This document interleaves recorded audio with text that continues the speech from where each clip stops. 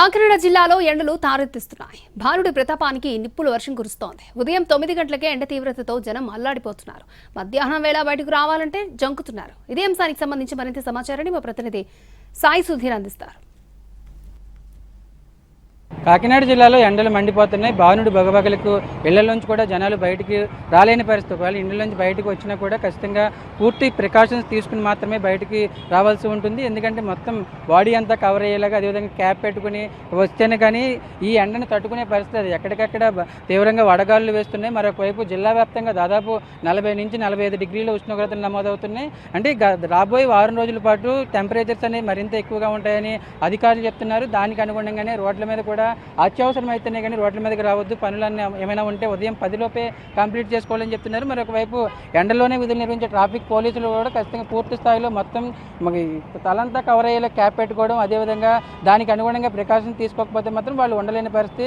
జిల్లా వ్యాప్తంగా కూడా కొన్ని చోట్ల 40 నుంచి 45 డిగ్రీల ఉష్ణోగ్రతలు నమోదవుతున్నాయి. ఎక్కడికక్కడ ఈ ఎండ వేడి గాలులకు, అదేవిధంగా చిన్నపిల్లలు, వృద్ధులు అయితే మరింత ఇబ్బందులు పడుతున్న పరిస్థితి. కొంతమంది అయితే ఒక్కసారిగా జ్వరం రావడం, అదేవిధంగా ఈ ఎండ ప్రభావానికి, అదేవిధంగా ఉష్ణోగ్రతల ప్రభావానికి వాళ్ళు కళ్ళు తిరిగి పడిపోవడం ఇట్లా జరుగుతుంది. లిక్విడ్స్ ఎక్కువగా తీసుకోవడానికి ఎక్కువగా ఆసక్తి చూపిస్తారు. మరొక వైపు హాస్పిటల్స్ కావచ్చు, అదేవిధంగా చిన్నపిల్లలు, వృద్ధులు ఎక్కువగా హాస్పిటలైజేషన్ అవుతున్న పరిస్థితి కనిపిస్తుంది. ఎందుకంటే ఎండ వడగాలులు ఈ మే 3వ వారం అంతా కూడా ఇదే విధంగా ఉంటుందని అధికారులు చెప్తున్న పరిస్థితి. ఇటు వైద్య శాఖ అధికారులు కూడా ఖచ్చితంగా ప్రికాషన్స్ తీసుకోవాల్సి ఉంటుంది. సరైన జాగ్రత్తలు తీసుకోకపోతే కనుక వడగాలులు కొట్టేసి వాళ్ళు హాస్పిటల్స్లో ఉండాల్సిన పరిస్థితి ఉంటుంది. ఉష్ణోగ్రతల ప్రభావం చాలా ఎక్కువగా ఉంటుందని చెప్తున్నారు. దీనికి అనుగుణంగానే ఇండస్ట్రీస్ కావచ్చు, అదేవిధంగా కార్మిక శాఖ అధికారులు కూడా దీనికి అనుగుణంగానే కంపెనీలు గైడెన్స్ ఫాలో అవ్వాలి.